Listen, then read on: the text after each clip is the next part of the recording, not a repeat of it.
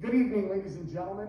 Once again, welcome to the Can-Am Speedway for tonight's Super Dirt Car Series presentation of the Thunder and the Thousand Islands, along with the Dirt Car Sportsman and Pro Stock divisions here tonight. Ladies and gentlemen, as you can see, I'm joined down here by some special friends, and we want to take a few moments here. I want to say thank you to John Reynolds for bringing this coupe out of Jack Johnson and John Licata for the sign that you see behind. Ladies and gentlemen, back on April 1st, the motorsports world, especially those here in the Northeast, lost a great hero, a racing legend by the name of Jumpin' Jack Johnson out of Waynesburg, New York. In a career that spanned 43 years, Jumpin' Jack had 428 career wins at 35 different racetracks in 10 states and 2 Canadian provinces. A two-time winner of Napa Auto Parts Super Dirt Week, the first New Yorker to win that event in 1979, and he did it again in 1984. As a matter of fact, in 84, he won every race that was held on the Moody Mile, the State Fair track, winning July 4th, Labor Day, and Super Dirt Week. On the Super Dirt Series, he was a 6-time champion with 28 career wins, and he is a member of 3 Hall of Fames: the Northeast Modified Hall of Fame, the New York Stock Car Association Hall of Fame, and Eastern Motorsports Press Association Hall of Fame. Jumpin' Jack passed away at the age of 76 on April 1st. All of us in the world of racing who knew Jumpin' Jack Johnson pay our deepest sympathies and respects to the Johnson family. And at this time, we would like to pay our respects and our tribute to the driver of the number 12A. The first individual I'd like to invite over to say a few words is the Director of Competition for the Northeast and the Super Dirt Car Series, Dean Reynolds. Dean, on behalf of the World Racing Group, you have some words you want to pass along. Thanks, Shane. When I grew up and became part of racing in the early 80s, one of the drivers that welcomed me as an 18-year-old kid and a media member into his pit area was Jack Johnson. And I was always fond of Jack, watched his career, watched him during his heyday. Actually, my very first time at Syracuse was 1979, when he became the first New Yorker to win at the Moody Mile for the Schaefer, what was then 100 back then. Jack touched us all as youth fans in the stands. Some of you might have even seen Jack race live. There were people growing up thought of Jack as an idol and a mentor.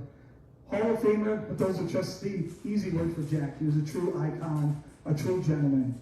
And tonight we want to honor Jack, remember him, Super Dirt Car Series champion, Syracuse champion, and as we have Billy Decker and Stewart Friesen as well is going to tell you some words about Jack. As you're going to see a great show tonight with the Super Dirt Car Series stars of today, let's remember Jack Johnson, the driver of the 12A. Just a tremendous person, and we hope that his family's home watching on Dirt Vision. Thank you. At this time, I would like to ask the driver of the Hallmark International, number 44, Stewart Friesen, to please come forward. Many of you know Stewart's background in motorsports. He grew up literally at the Ransomville Speedway, the family racetrack in Ransomville, New York. You're a history buff when it comes to racing and motorsports. Tell me, growing up at Ransomville Speedway, when Jack Johnson pulled into the racetrack, what did that do? Oh, it was huge. You know, as a kid growing up, you know, I thought the Ransomville guys, Harvey Hayner, you know, Danny and Alan Johnson, you know, they were it. And then a couple times a year, you know, it was exciting because there was the small Super Dirt Series then, and you know, you had the guys from Fonda, the guys from Middletown, Lebanon Valley, all come in, and we didn't get to watch them. So I was 5 or 6 years old, and you see the orange 12A pole in the pits, and you know, at that time, you know, enclosed trailer, they were doing the DA series, so the stuff was getting really technical, and it was cool. You know, they came in professional. Brett Hearn was one of them too, and you know, the VR Druid crew, JoJo and Artie, and I got to know these guys later in life, which I was very fortunate to do. But they came into Ransomville, and it was just really cool. And it wasn't just one of those races where, you know, these guys came from out of town and they'd run 5th to 10th. These guys were beating the locals, you know. So it was cool. Him and Dave Blake, it was just awesome as a kid.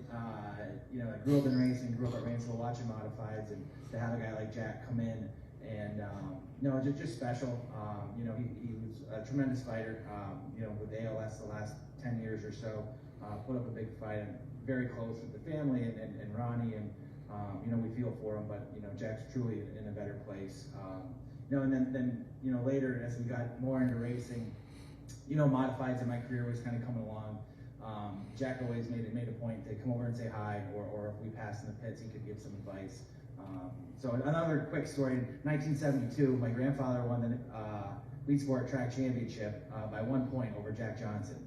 So that was something Jack always liked to tease me about, you know, probably 30, 40 years later, that they, you know, miscounted and that he actually won the championship that year, not my grandpa Stan. So just a great guy, and you know, he'll be missed, but the impact that he made on myself and a lot of other, you know, kids growing up was just huge. You once pitted for Jack Johnson, didn't you? I did. So Eastern States weekend, I believe it was 2002. Just started, you know, kind of running some modified stuff for Maroney's and Dan Miller, you know, from the Niagara area.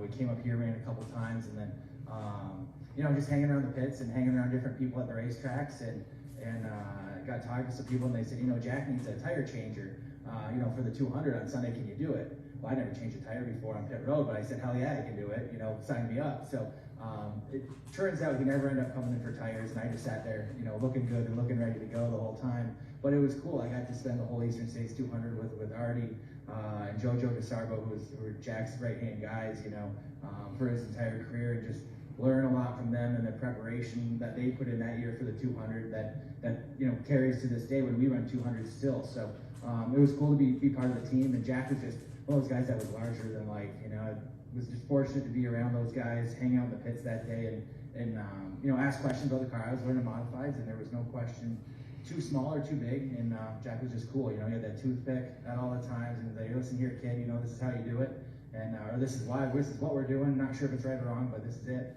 And it was just really neat to experience that day with those guys. 2015, you won the race known as the Jack Johnson Tribute Race down at Fonda in a car that was painted similar to the 12A from 2008. That was a very special day to win that race, but now looking back at it, it means that much more, doesn't it? Oh, absolutely. I'm fortunate to live in the Fonda area and call Fonda Speedway home. It's an awesome racetrack, a place with a lot of racing in the atmosphere and in the community. Much like Jack, that he, you know, called Fonda home and, you know, made a good part of his living there, as well as winning a lot of races. So when they did that first Jumpin' Jack tribute race, right away, Tad Parks, who I drove for, you know, he's a big Jack Johnson fan, grew up going to Fonda as a kid. You know, and he's got tons of stories as well, but he said we got to do a cool paint scheme, so we did Jack's last year at the mile 2008, and Dan Pilot Letter did an awesome job, and you know, we were fortunate enough to have a great car that night, win the race, and it was just really cool. You know, everybody in the grandstands that night had orange t-shirts on. I see a bunch of people up here with orange t-shirts. That's awesome. And it was just a really special race that really honored a legend, you know, while he was still here to see it. So obviously the legend will never die, and we'll continue to honor him, but that was definitely a cool night. Stuart, thank you for coming out and sharing your thoughts about Jack Johnson and memories. Thank you very much. Stewart Friesen, driver of the number 44. Now I'd like to invite the driver of the LJL Racing Gypsum Wholesalers number 91, Billy Decker, to come forward, please. Billy, to say that Jack Johnson was just a racer is probably the biggest understatement anybody can make, especially to a gentleman such as yourself who spent so much time with him. Yeah, it was. You know what I mean? He was just a good guy, very instrumental in my career. You know, I think to say that we lost one of the figures that made the Super Dirt Series what it is today is an understatement. He's one of the guys that made it such a coveted championship to win. And he was certainly one of the guys early on with Glenn Donnelly that put the Super Dirt Series, the CRC Series back then on the map. So, you know, it's pretty special, and obviously a guy of that stature, and you know, me being a young guy, you know, not knowing any better, we had a lot of fun, took a lot of ribbon, and raced and hunted a little bit together, and there's just really special times, really. What's the biggest piece of advice that you remember Jack Johnson giving to you while you were trying to get started racing? Yeah, it was funny. I went to Albany, Saratoga, got tore up one night. You know what I mean? I've been known to tear up some equipment from time to time, but we got back to the shop the next day and unloaded the car, and he come over and he had a torch about 2 foot long and a big tank and a sledgehammer, He says, let me tell you something. He says, these will be two of the most important tools you ever use in the racing career right here. he wasn't far off, you know, but then I can remember, you know what I mean, I was just early, the first time I went to Fonda, we walked around the track, you know what I mean, he was showing me where to go and stuff. And it was just a neat experience, you know, especially for a kid like myself to have somebody like that helping you out. It was special. And not only was he great with the drivers, but he was also great with the fans, and he had that connection with the fans.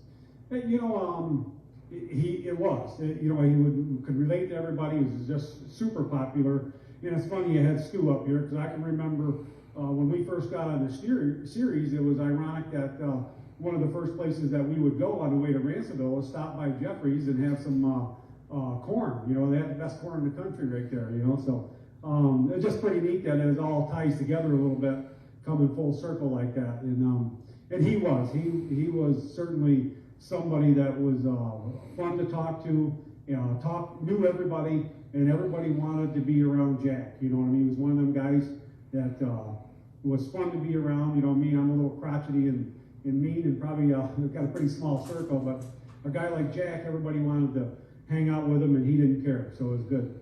Billy, thanks for coming out and sharing some stories and memories of Jumpin' Jack Johnson. No, thank you. Billy Decker, ladies and gentlemen. Well, ladies and gentlemen, there's one last thing we need to do here tonight to wrap this up. Jack Johnson was more than just a racer. He was a friend, he was a father, he was a husband, he was a mentor, and he was also a hero to many people. At this time, ladies and gentlemen, I would like to ask you to please join all of us here tonight and all of us in the World Racing Group in passing along our deepest condolences and sympathies to the Johnson family as we have a moment of silence in the memory of the 12A of Jumpin' Jack Johnson.